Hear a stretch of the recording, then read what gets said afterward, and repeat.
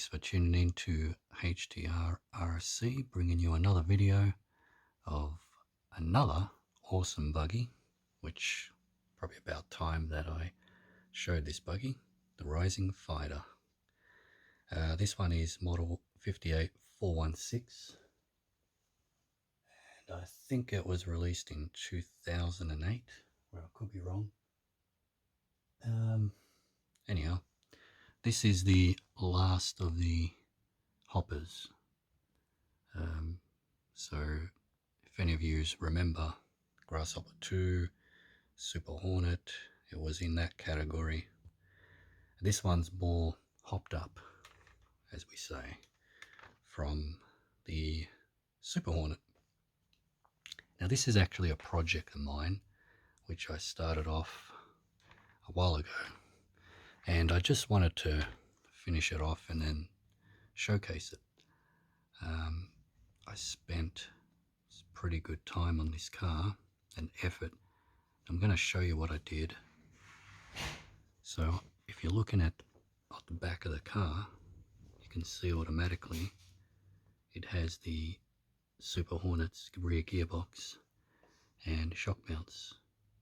Yes, so I did this modification because I literally hate the Mad Bull gearbox and the other one, the Mad Fighter. Yeah, for me it just didn't go with this car. So I'll just flip it up on its side. As you can see, we have the Grasshopper 2 Super Hornet gearbox. This gearbox is in excellent condition. It is a vintage one, but I couldn't get my hands on a new one, so I've put this one in. Anyways, so that's proof that I've done that mod.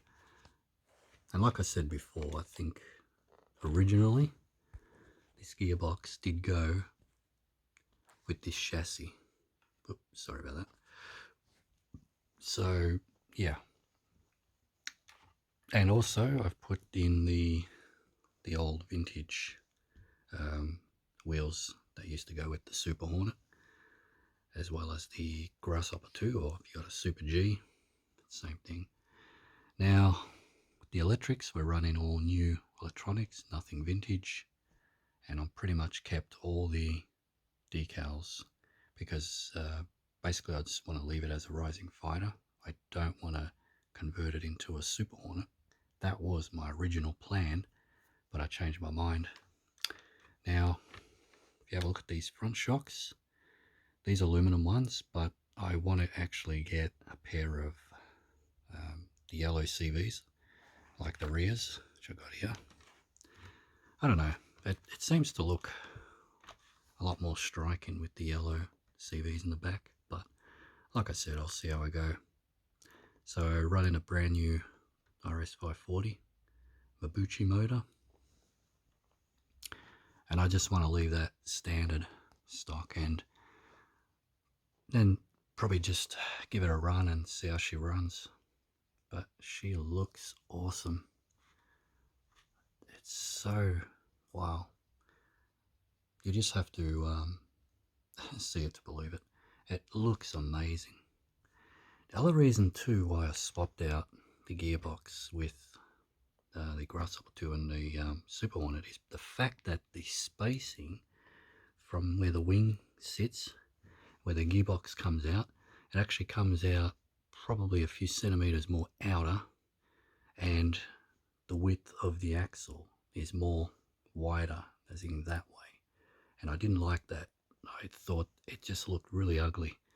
Even though you can mod it with some sort of modification like this, it's still inside there was too much spacing and it made the car look really shit. The reason for that is because the wing sits on a separate mount, which is on here. Now this has all the hop-ups of the Rising Fighter, which I love, and that's pretty much going to stay like this. So this is pretty much my ultimate Super Hornet, or the last of the Hornets, as a Rising Fighter. Anyways, before we go, I've also got this Tamtech 202 vintage AM unit, which I run with this car.